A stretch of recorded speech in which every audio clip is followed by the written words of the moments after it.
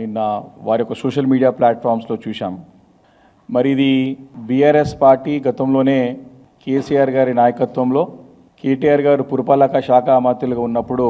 2022లోనే చివరిలో 22-23 ప్రాంతంలో మరి ఈ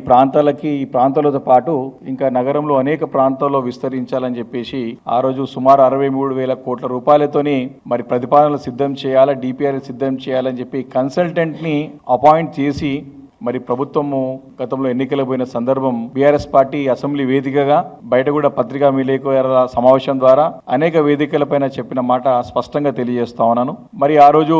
ప్రభుత్వం మారిపోయిన తర్వాత రేవంత్ రెడ్డి గారు కేసీఆర్ గారి ఆనవాలు లేకుండా చేయాలా, కేసీఆర్ గారి పైన కక్షతోని కేసీఆర్ గారి పైన కుట్రలతోని బీఆర్ఎస్ పార్టీకి మరి చెడ్డ పేరు వచ్చే విధంగా బీఆర్ఎస్ పార్టీని డిఫేమ్ చేసే విధంగా కేసీఆర్ గారు తీసుకున్న నిర్ణయాలు తప్పుడు నిర్ణయాలని చెప్పి చిత్రీకరించే ఒక ప్రయత్నంలో భాగంగా వారు అధికారంలో రాగానే బీఆర్ఎస్ పార్టీ తీసుకున్నటువంటి అప్పట్లో ప్రభుత్వంలో కేసీఆర్ గారు తీసుకున్న అనేక నిర్ణయాలని మరి వ్యతిరేకిస్తూ అమలయ్యే పనులను కూడా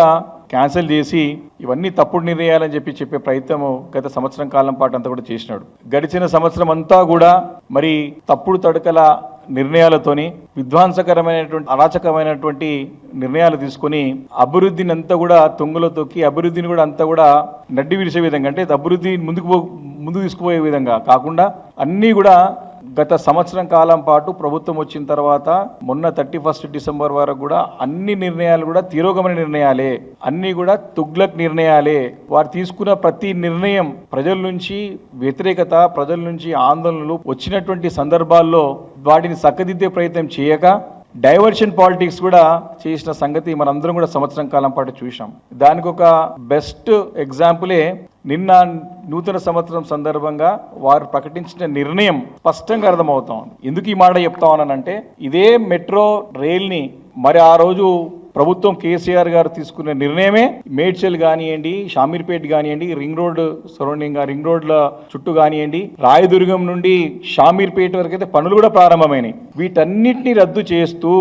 కేసీఆర్ గారు నిర్ణయం అంటే ప్రభుత్వం తీసుకున్న నిర్ణయాలని తప్పుపడుతూ కక్షపూరితంగా ప్రజలని ఇబ్బంది పెట్టే రకంగా తన కక్ష తీర్చుకోవడానికి తెలంగాణ రాష్ట్రాన్ని అభివృద్ధిని కుంటుపడే విధంగా నిర్ణయాలు తీసుకుని సంవత్సరం కాలం పాటు అంతా కూడా కాలయాపన చేసి ఇదే ప్రయత్నంలో వారు నిమగ్నమై ఉన్నారు. మళ్ళీ వారి